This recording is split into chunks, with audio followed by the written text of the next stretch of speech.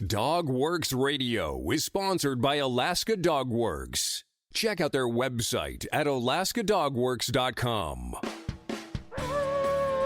Radio Free Palmer 89.5 KVRF presents Mushing Radio, hosted by Robert Forto. Mushing Radio is about dog-powered sports, living in the Great White North, and mushing. Visit our website at mushingradio.com. Here is your host, Robert Forto.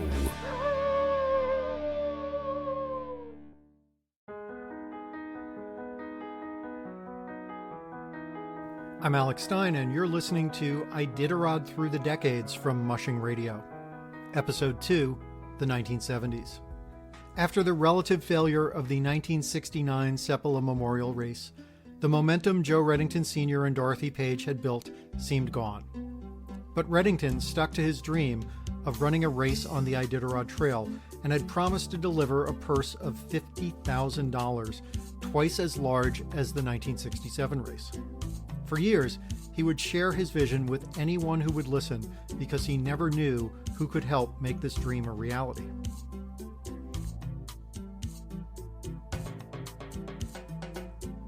Redington approached local business leaders who were encouraging but stopped short of pledging money. Redington noticed that people were confused about the idea of racing to Iditarod or to Iditarod and back, and no one seemed to know or care where Iditarod really was. But people got excited when he'd mentioned Nome. After all, Nome had been the destination of the 1925 Serum Run, and linking the new race to that larger-than-life effort in people's minds would help draw attention to the race and help attract sponsors.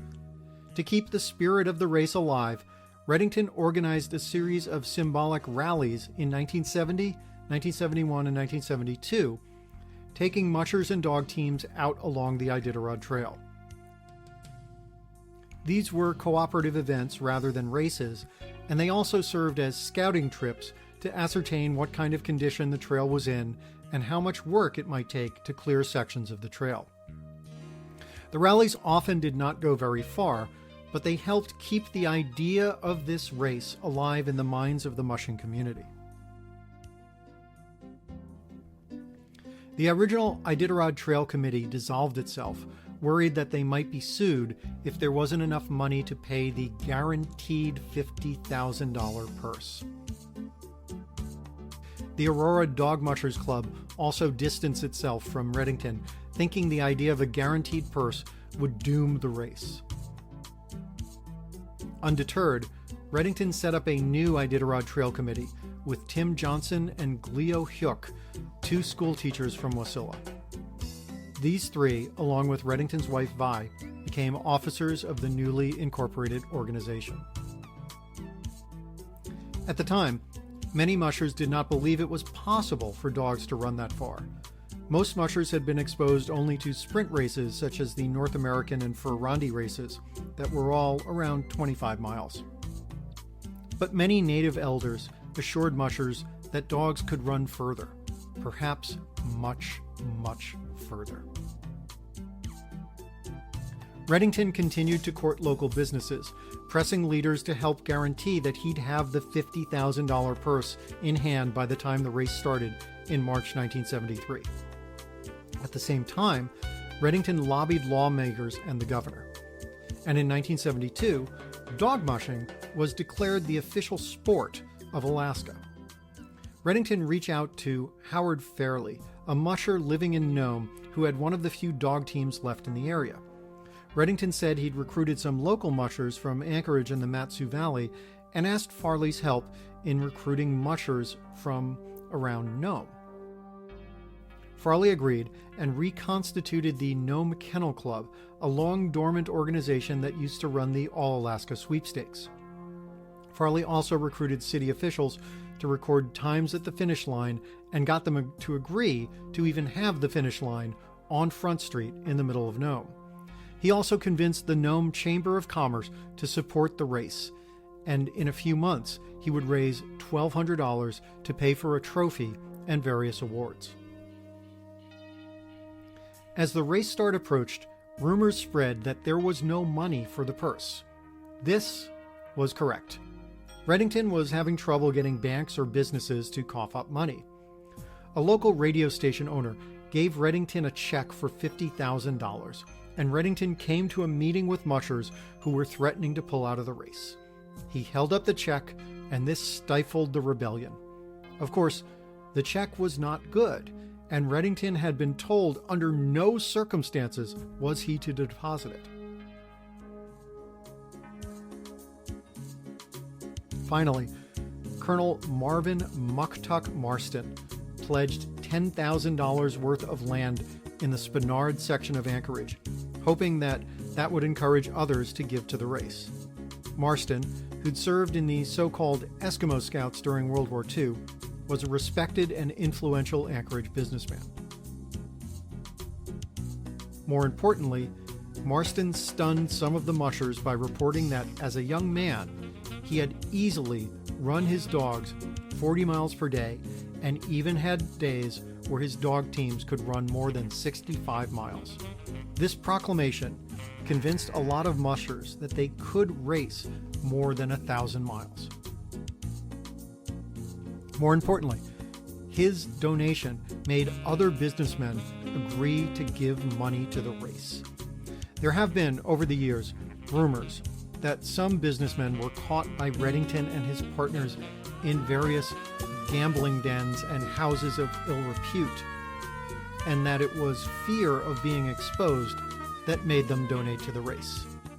It makes sense that a mythic race would have some larger-than-life rumors associated with it. So, let's just say that in the early 1970s, there was still a lot of the Wild West in much of Alaska, even in the relatively civilized big city of Anchorage. As for Joe Redington, he didn't enter the first Iditarod. He was so consumed by organizational details of the first race and raising money that he had literally no time to run his dogs.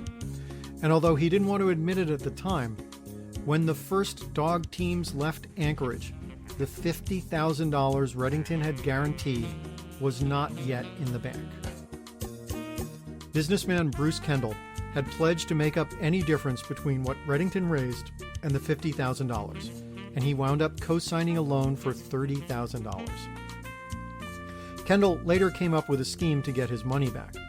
He sold 30 raffle tickets for $1,000 each to give away a prize of $15,000. A year later, he sold 500 other raffle tickets at $60 each to give away another prize. With those two raffles, Kendall got his money back. He later said he felt the race would be good for Alaska, that it would help inspire tourism and revive the spirit of the 1925 Serum Run. He was right on both counts. Army General Charles Geddes was familiar with Joe Redington's work providing search and rescue dogs for the military. When Geddes heard about the plan for the first Iditarod, he was determined to help, even if he had to do so unofficially. As commander of Fort Richardson outside Anchorage, Geddes ordered a team of Army snow machiners to embark on a winter survival exercise that would take them across the Iditarod Trail from Anchorage to Nome. Not coincidentally, this was the exact route the race would take. 22 soldiers on snow machines became the first to ride the trail to Nome in decades. While the snow machiners were on the trail, Geddes and Redington flew over them, monitoring the route. Although the snow machiners were able to help clear sections of the trail, it was soon hidden by fresh snow. Redington had arranged for a few trail breakers to ride the trail on snow machines ahead of the dog teams, usually staying about 90 miles in front of the race leaders. Unfortunately, there was often new snow between when the snow machiners went through and when the dog teams got there, which made the trail rough going for mushers who often could see no evidence that trail breakers had been there at all. On March 3, 1973, 34 dog teams left from a starting line near Tudor Road in Anchorage on the way to their first checkpoint in Eagle River. Unlike modern Iditarods, where some describe the trail as a dog sled superhighway, the 1973 trail often required teams to go in front and break trail, sometimes by walking ahead in snowshoes. Many mushers in that first race weren't sure if they or anyone would be able to make it all the way to Nome. And this atmosphere led teams to cooperate with each other. More than one musher described the first race as more like a camping trip than a competition. Because the rules at the time allowed for teams with 2 mushers, there were 2 such teams in the 1973 race. The first Iditarod champion was Dick Walmerth from Red Devil, Alaska, finishing in just over 20 days. The Red Lantern winner, the last musher to finish the race, was John Schultz from Delta Junction, Alaska, who finished with a time of over 32 days and 5 hours. Walmerth won $12,000, and by the time he got to Nome, all of the prize money was indeed in place. There was press coverage of the start of the race and some coverage during the race over Tundra Telegraph radio transmissions, but there was little information available to the public about what exactly was happening and who was where. Dorothy Page began producing Iditarod Trail Annuals every year, starting just after the first race in 1973. She continued producing these publications every year until 1989 and was working on the 1990 edition when she died. Rick Swenson, the only musher to ever have won 5 Iditarods, said of Dorothy Page, "She did more to promote dog sled racing and the Iditarod than any other person I've known." Finishing third in the 1973 Iditarod was Dan Seavey from Seward, Alaska. Seavey had come up to teach school in 1963 and become an Iditarod Trail fan after teaching Alaskan history and learning about the Iditarod Trail and the importance of dog sledding to Alaska. As happens with many mushers, it wasn't long before he acquired a few dogs of his own. Dan Seavey was one of the first mushers to sign up for the first Iditarod and was part of a core group who worked with Redington to make the first race a reality. He would later serve on the board of the Iditarod Trail Committee for many years. Dan Seavey raced again in the 1974 race and finished 5th. After a long period of not competing, Seavey came back to run again in the 1997, 2001, and 2012 races. Today's race fans may know Dan Seavey as the father of Mitch, who won the Iditarod 3 times and is the oldest person ever to win Iditarod. Dan is also the grandfather of Dallas Seavey, who won the race 4 times and is the youngest person ever to win Iditarod. In addition, 2 of Dan Seavey's other grandsons have also finished Iditarod. In 2013, Dan Seavey published an account of the first Iditarod called The First Great Race and boasts that he's the only historian to write about the 1973 race who also competed. In Seward, Dan Seavey is infamous for winning a $5 bet with another teacher who wagered that Dan couldn't run his dog team through the school, including going up and down the stairs. Pro tip, don't bet against Dan Seavey. The race grew in 1974 with 44 teams entering and 26 finishing. That year's race included 2 women, Mary Shields and Lolly Medley. Although the race was open to female mushers, many felt that women wouldn't be able to compete in such a grueling and physically challenging event. Mary Shields finished 23rd in under 29 days. That was the only Iditarod she ever ran, and in 2010 she said she'd already done it, so she didn't see the point in repeating herself. She continued as a recreational musher, giving tours and writing a series of books including Sled Dog Trails, which chronicles her experience with dogs and being the first woman to finish the Iditarod. In 2017, Mary Shields was honored with winning the Women Who Dared Award. Lolly Medley finished the 1974 race in 24th place, 29 minutes behind Mary Shields. Medley also would make handcrafted dog harnesses, and in 1979, she convinced the Iditarod to begin awarding a special prize for the outstanding lead dog, the Lolly Medley Golden Harness Award, which is still awarded every year. For several years, Medley herself made the actual golden harness given out for that award. For the first 2 years, the race ran across the mudflats of the Cook Inlet on the way to Knik.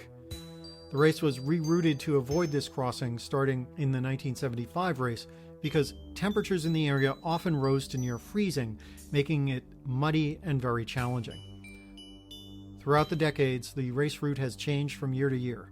Checkpoints have been added and dropped, and the start and restart have been shifted many times. The Burled Arch that signifies the end of the Iditarod Trail Sled Dog Race was the brainchild of Richard Red Fox Olson, 1974's Red Lantern winner. For the first two races, the end of the race was signified by a line drawn across the snow on Front Street in Nome using a packet of Kool-Aid. Olson felt underwhelmed by the time he finished and thought there should be more to signify such a great accomplishment than a faded line of Kool-Aid in the snow. When Olson returned home, he saw that his son had cut two large and somewhat symmetrical burls of wood. Out of these pieces of wood, Olson carved the original Burled Arch, engraving on the wood the words, "End of the Iditarod Dog Race, 1,049 miles, and Anchorage to Nome." By fall 1974, the arch was finished. Ween Air Alaska arranged for the 5,000-pound arch to be disassembled and loaded into a plane, where it was shipped to Nome and put back together with the help of Howard Farley, the Nome Lions Club, and local volunteers. Olson also donated an antique oil lantern, which would serve for many years as the widow's lamp. It would be lit when the race started and remain lit until the last musher on the trail finished. In March 1975, Emmett Peters, known as the Yukon River Fox, became the first musher to pass under the arch when he won, and he finished nearly a week faster than the previous winners. The Burled Arch would become an iconic symbol for the race, and although the original arch was replaced in 1999, the current Burled Arch closely resembles Olson's original and continues to welcome mushers across the finish line on Front Street in Nome. Raising money continued to be a problem for the race throughout the 1970s. Although oil had been found on Prudhoe Bay and a pipeline was being planned, the oil boom had not yet started. In early 1976, there were rumors that Atlantic Richfield was about to pull out of sponsoring the race. Many mushers and ITC members urged postponing the race for a year, but Joe Redington instinctively knew that if they didn't run the 1976 race, it would be much harder to start it up again. After all, that had been his experience with the Centennial race in 1967 and 1968. Redington pushed hard to find a way to run the race no matter what, a philosophy that has guided the Iditarod over the years. Governor Jay Hammond, who was very familiar with the boom and bust cycles of Alaska, proposed a unique way of handling money that would come in from the oil boom. Hammond knew that it would be a mistake to spend lavishly when the oil money was at its peak, and instead came up with the idea of the Permanent Fund. Under Hammond's proposal, taxes from oil pumped out of Prudhoe Bay would be put into a professionally managed money fund. The principal from this fund would remain untouched, and the dividends could be paid out to Alaskans. To this day, the Permanent Fund dividend is a unique way for Alaskans to share in the prosperity of their state. And every year since 1982, Alaskans have received a check, or in modern times a direct bank deposit, in amounts that have ranged from $331 to more than $3,000. In the summer of 1977, a gigantic forest fire burned 345,000 acres in interior Alaska, approximately 530 square miles. For many years, the skeletons of dead trees in the area would snap in the bitter cold as temperatures dropped past 40 below zero. Tundra grass would freeze and grow hard, making passing through the area difficult. This charred and exposed area came to be known as the Farewell Burn. And since it is located in an area that gets little snowfall in the winter, many mushers would have to navigate their way around charred stumps and fallen tree limbs. Runners would often break, and sleds would get banged up and sometimes ruined, passing through the Farewell Burn.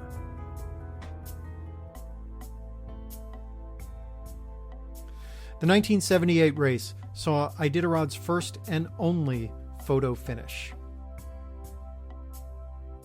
Rick Swenson, the defending champion, and Dick Mackey were neck and neck coming down Front Street towards the Burled Arch. Mackey was clearly exhausted and running on fumes, but he managed to stay slightly ahead. Both teams entered the chute coming towards the finish line at the same time. By sheer force of will, Mackey, running alongside his team, got his lead dog to cross the finish line first. As soon as that happened, Mackey collapsed into the crowd.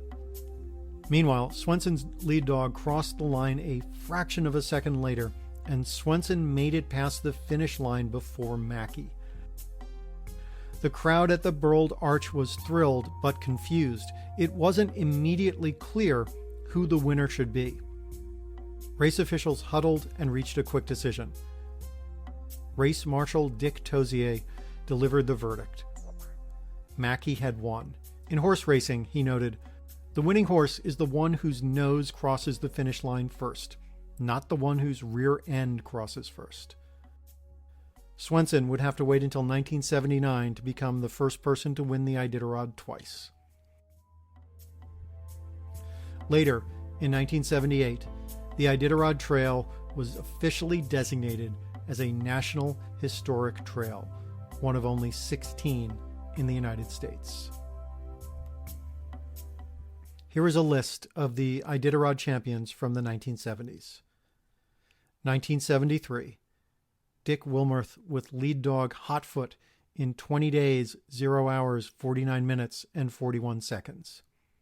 1974, Carl Huntington with lead dog Nugget in 20 days, 15 hours, 2 minutes, and 7 seconds. 1975, Emmett Peters with lead dogs Nugget and Sugar in 14 days, 14 hours, 43 minutes, and 45 seconds.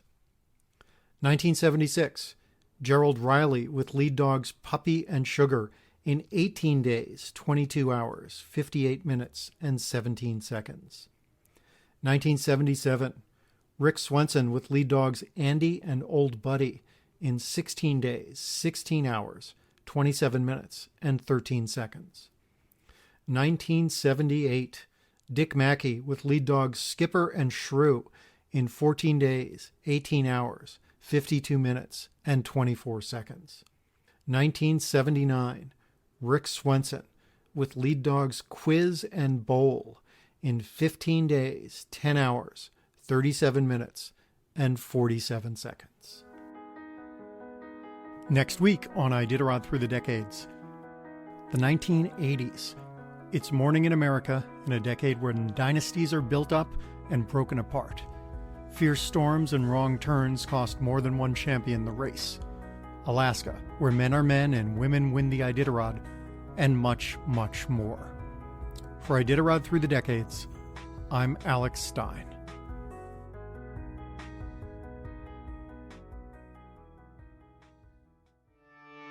Did you know that Alaska Dog Works trains service dogs for those in need throughout North America?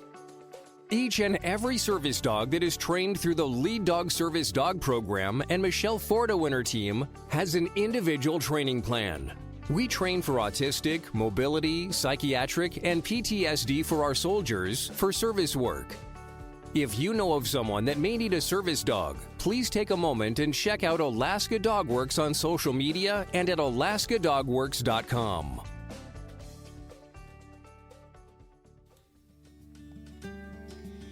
If you like our podcast, there are a few things you can do. You can take a couple of minutes and go to Apple Podcasts and leave us a 5-star review. You can also check out all of our DogWorks Radio sponsors and promotions in our show notes. Another thing you can do is go over to Facebook, like our Facebook page, and one last thing, please tell all of your friends by spreading the word about DogWorks Radio. Thank you so much for listening to us. We really appreciate you. DogWorks Radio is produced by Robert Forto. Logo art by Angry Squirrel Studios. DogWorks Radio is produced in conjunction with KVRF 89.7 in Palmer, Alaska. For dog training advice, you can contact Alaska Dog Works at 907-841-5655. 888-878-1686 or visit their website at alaskadogworks.com. If you have a show idea or would like to be a guest, please contact us by sending an email to live@dogworksradio.com.